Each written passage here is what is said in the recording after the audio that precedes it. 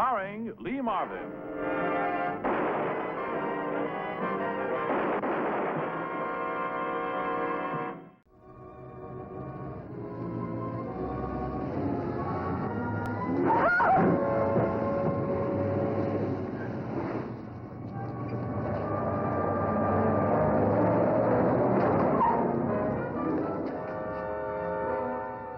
I got the license. She isn't dead. I saw him. I got a good look. Don't move her. I'll get an ambulance.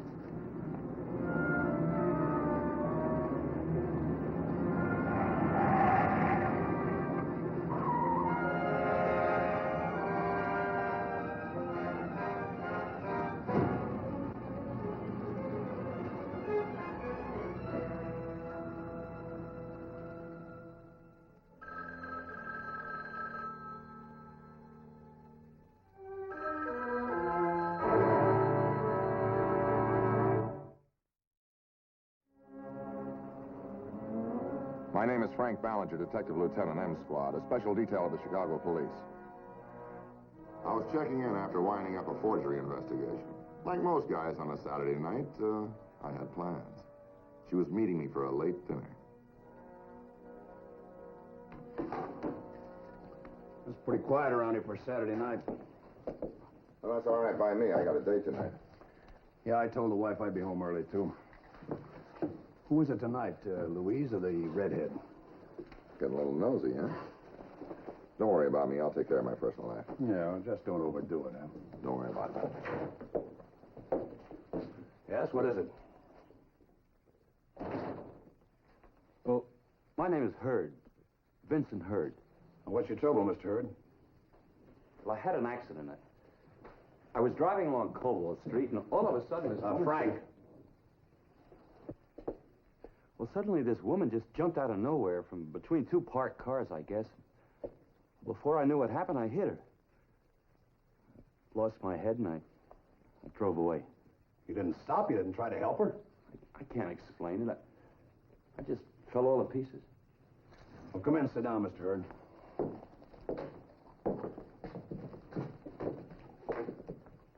Cobalt Street? There's a 1035 out on you, Mr. Hurd. There were witnesses to the accident. Two of them. One of them got your license number. What time did this happen?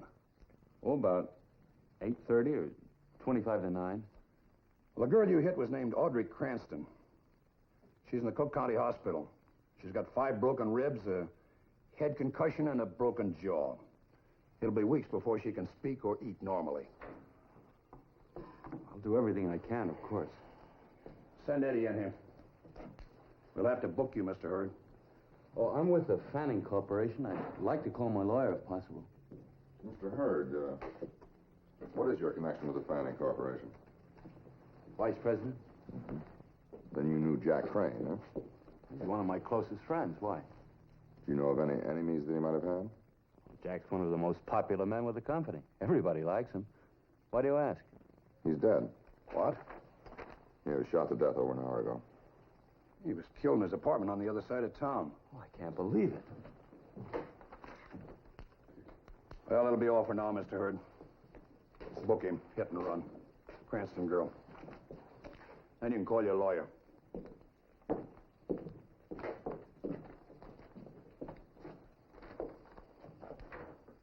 Tough night for the Fanning Corporation, huh? Yeah, it's liable to be a headache for us. That's a big machine tool outfit.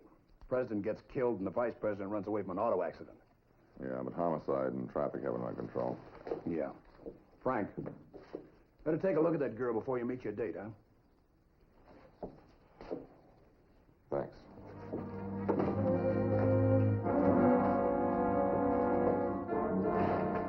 I got over to Cook County Hospital fast. With an hour to spare, I could still keep my date. But I hadn't figured on the possibility of trouble and the Cranston girl's story. Don't overtax her. She's lost her power of speech. It's temporary from shock and concussion. Frankly, I don't see what you have to gain by seeing her now. Miss Cranston. Miss Cranston, can you hear me?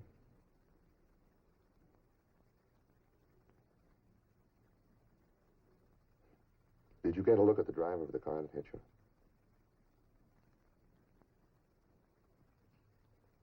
You did? We understand that he was wearing a fedora and a top coat. Is that correct? No? You mean something about the top coat or the hat? Something about the driver, then? Lieutenant, please. She's under sedation. What about the driver? His face? Something to do with his face? He had a scar, is that it? A scar on his face? His hair. Something to do with his hair. Your hair? You mean the driver of the car was a woman, is that it? No more questions, Lieutenant. Well, when can I talk to her again? Tomorrow. She must rest now. Goodbye, Miss Cranston.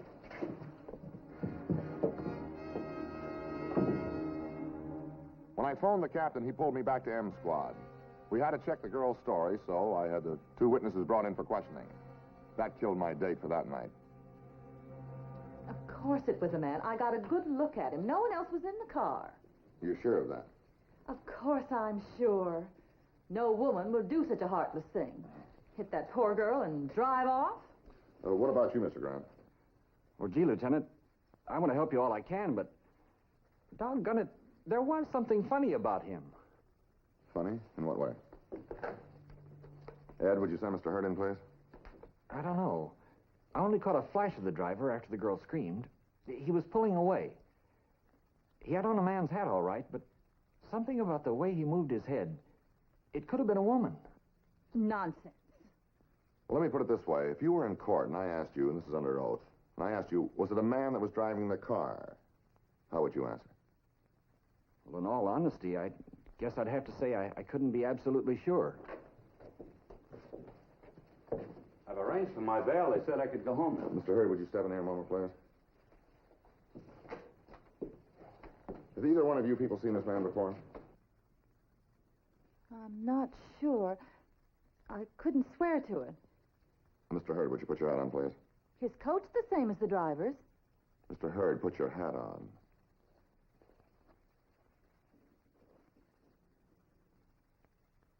He looks like the man in the car, but it was so dark and everything happened so fast.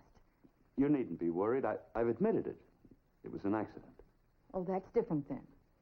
I'd say that you were the driver of the car. I'm sorry. And you, sir? I don't know. I wouldn't swear to anything. All right, thank you very much. You both can go now. You wait outside, Mrs. Walsh. We want your statement. Can I go now? If your bail has been posted, we'll be in touch with you. You think Hurd's confession is a cover-up? He's taking the blame for somebody else? His wife, maybe?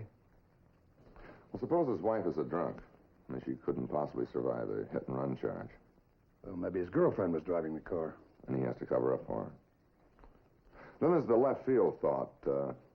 Supposing a woman was driving his car, then where was he? I knew you'd get around to that one sooner or later. Okay, Crane was killed at 8:30. At the same time, Hurd was in an automobile accident on the other side of town, an hour's drive away in this weather. His car had an accident. Oh, Hurd admits they hit and run. You heard Mrs. Walsh identify him. You know, the young lady in the hospital thinks it was a woman driving the car. And the man we just questioned, he has the same impression. I wonder why. The police machine was at work now to prove whether Hurd or someone else drove his car last night. I was coordinating with homicide. It took me 50 minutes to drive from the scene of the accident to Jack Crane's apartment. Couldn't do better on the icy pavements. Then I paid a visit to Vincent Hurd, who lives 7 miles from Crane's home. I wanted to meet his wife. Now, that's ridiculous, Lieutenant. Of course I was driving the car. Were you in the car alone? Of course I was. I'm sorry, Mr. Hurd, but when we're checking out statements, sometimes it's very necessary to ask embarrassing questions. Well, I'd been working late. Working late on a Saturday night? Yes. I'd had a bite of dinner at my club, and I was on my way home. Lieutenant, why should I have to cover up for my wife? Oh, I don't know. There's a possibility of any one of a dozen reasons. I'd like to talk to your wife, if I may. Well, she's lying down. This has been a terrible shock to her. Well, I'm sure this has. Mr. Hurd, is your wife a good driver? Oh, yes. Now, look, Lieutenant, let's get this straight. I was driving the car, I was responsible for hit-run driving, and I'm willing to face the consequences.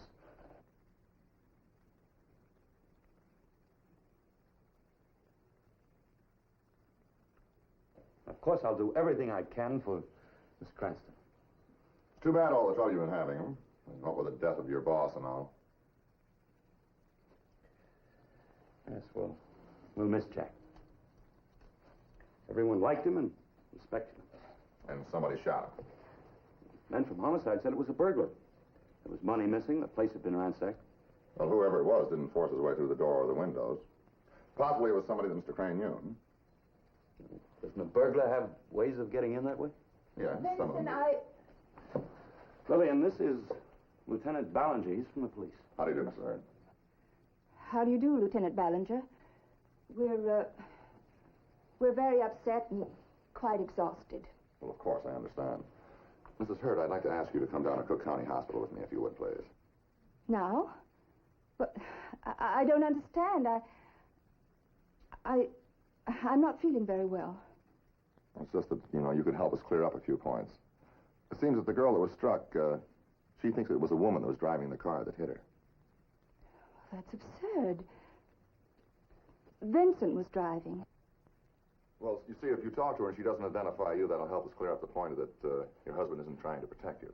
But I wasn't. I wasn't even in that part of town. Oh, you here at home? No, I went to a party at Eleanor Wheaton's, a friend of ours. Can you remember about what time you got there? Oh, it was about 8:30 or 8:45. About the hospital, Mrs. Hurd. As soon as you have an Lieutenant, report. I can't possibly come with you now. Set a time for later in the day. Well, thank you. I'll do that.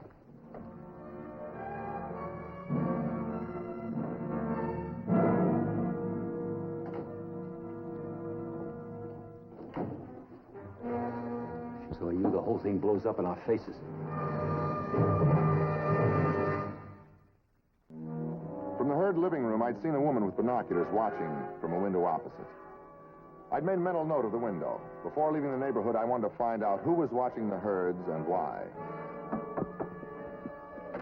Yes? I'm Frank Ballinger. I'm from the police department. The police? Oh, come in. Thank you. Well, what's wrong? Oh, nothing really. It's just the neighbors have been complaining about peeping Tom in his apartment. Somebody spying on him. Oh, my goodness. I thought everybody knew about Mrs. Timmons. Well, I'd like to talk to her if I may. Of course. She loves visitors. Thank you. Mrs. Timmons. Mrs. Timmons. Here's a young man would like to visit you. How do you do, Mrs. Timmons? Oh, I saw you with Mrs. Hurd. Yeah. Did you bring me an invitation? Oh, no, I forgot to...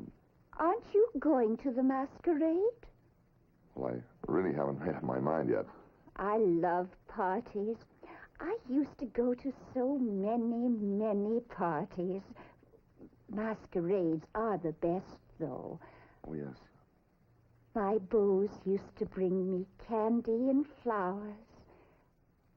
Mrs. Hurd is a lovely woman. I watch everybody. Keeps me busy between good morning and good night. There's that Mr. King getting ready to walk his dog again. It must be lunchtime. Nice to have met you. Sorry. It's all right. She's a dear. I wish I had her memory.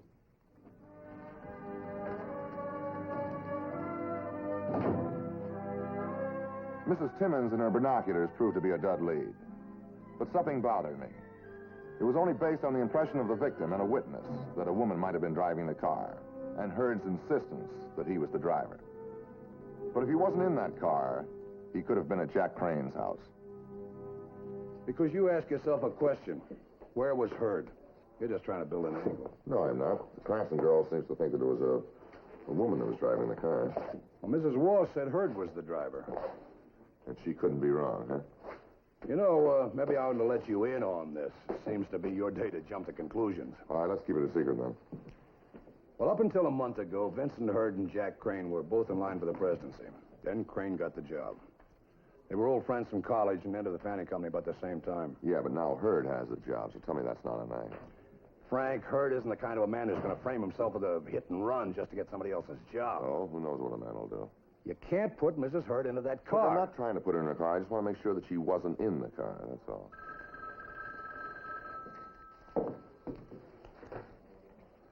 Captain Gray. Who? Oh, I asked her to come in. Mrs. Eleanor Wheaton to see you. Oh, yeah, I've been trying to get in touch with her. But I wasn't sure even when Mrs. Wheaton came to see me. She was very positive that Lillian Hurd had been among the early arrivals at her party, had arrived about the time of the hit-and-run accident. She had seen Mrs. Hurd and talked to her and said that the woman showed no signs of emotional strain, had not acted like a person who had just hit a girl with her car. Look, Frank, it's 30 minutes from the Hurd accident to the Wheaton house. Mrs. Hurd couldn't have been in two places at 8:30.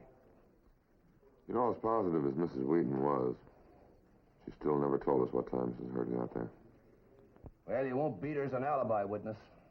She took Mrs. Hurd right out of that car for you. Yep.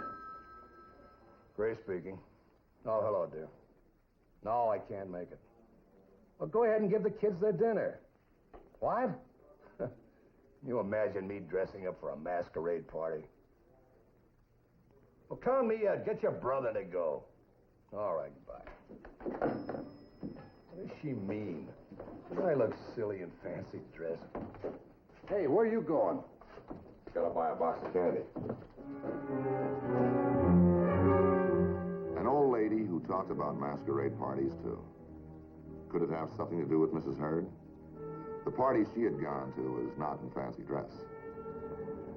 Of course I remember you, the nice young man this morning. And you've brought me a present. Yes.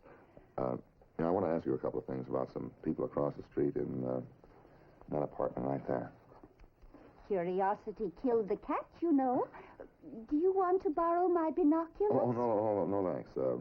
You know, this morning you said something about a masquerade. Then do I get the candy?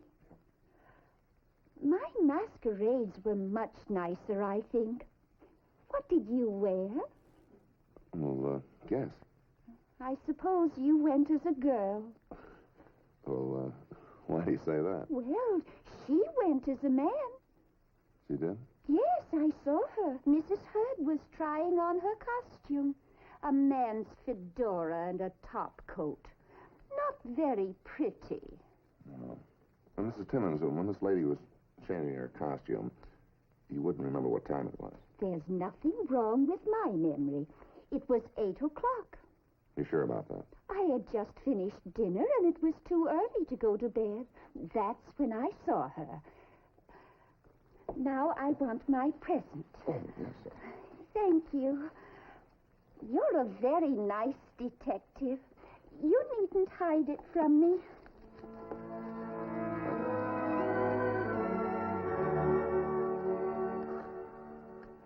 You know, this thing could backfire. Mrs. Hurd's not going to face that girl in the hospital unless she has to. Mrs. Timmons could be wrong. So could Mrs. Wheaton. We've got to get Mrs. Hurd off guard. Hello? Hello, Mr. Hurd? Well, this is Lieutenant Ballinger. It's Lieutenant Ballinger. Yes, I've made arrangements for the hospital. Can Mrs. Hurd meet me there at 4 o'clock? Tell him I'm not well. Tomorrow. My wife still isn't feeling well. How about tomorrow? Oh? Well, I thought she intended to cooperate with us. Yes, well, this will only take a minute. Yeah, I'll be there in about 10 minutes. All right, she'll be there. Goodbye. Can't get out of it. Well, I'll leave town. Running away will only make it worse. We have to find an excuse. I can't meet that girl now. And later she won't remember anything if she's well taken care of. And suppose she tries to get out of town? Don't worry about that later. We got a man watching the apartment. He'll notify us. Maybe this call won't get her to the hospital. Don't worry about that later. Your turn.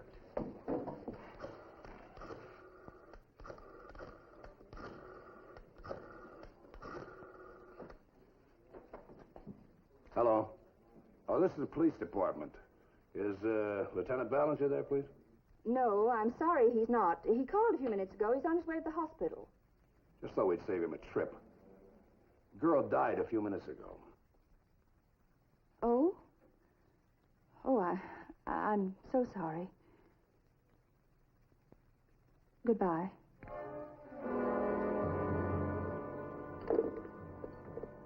Girl's dead. We can go to the hospital, and Lieutenant Ballinger would have no more reason for suspicion. I went to the hospital. I didn't know if Mrs. Hurd would be waiting for me. But if she was, I'd have the advantage of a surprise for her. Doctor, we'd like to see Miss Cranston, please. Do you really have to, Lieutenant? She's resting now. Oh, Resting? She's doing very nicely. quite important that we see her right now. All right, but don't stay too long. Thank you.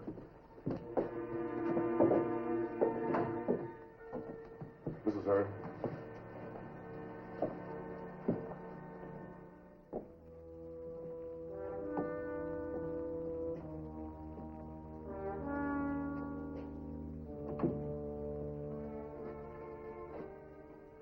Miss Cranston. Miss Cranston. This is Mrs. Hurd. Have you ever seen her before? Have you ever seen this woman before?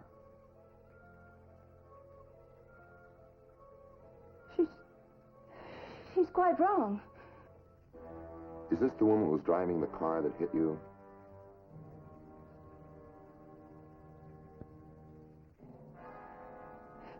She's lying. She couldn't have seen it. It was dark and the headlights were in it. Thank you very much, Mrs. Hurd. We can talk about the rest of it downtown.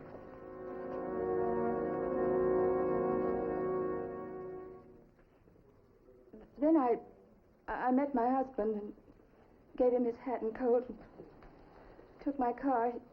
He was using it. I got to Mrs. Wheaton's sometimes about 9:30. She thought I'd been there early. What will they do to me? You'll have a trial. What will happen to me? Where are you taking me? What will happen to me? What will happen to me? Where are you taking me? It's like a nightmare. It's one I won't wake up from and find out everything's all right.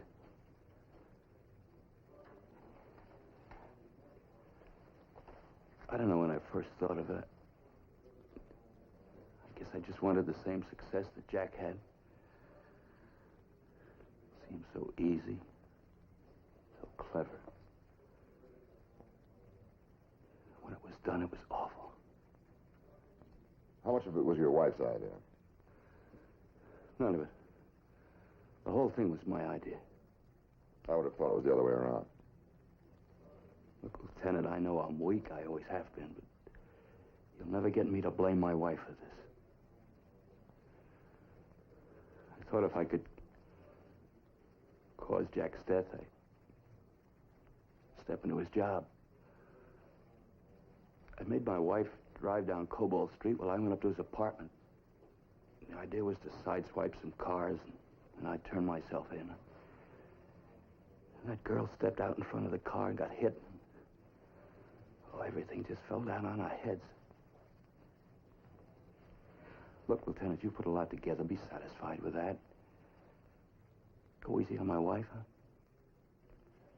It's out of our hands, Hal.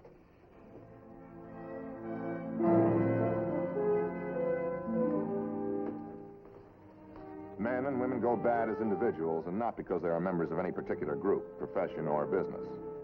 Vincent Hurd was executed, and his wife went to prison for life. Their alibi of guilt almost paid off. The Hurds came close to getting away with murder. But in my town, that isn't close enough.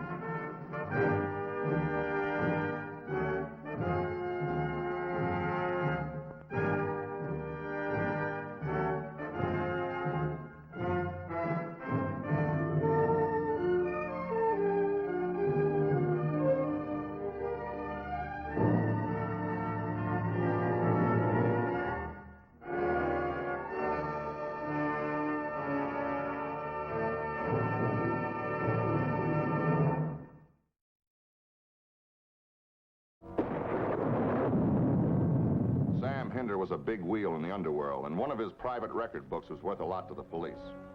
How it got into the hands of Eddie Lee, a stool pigeon, we never knew.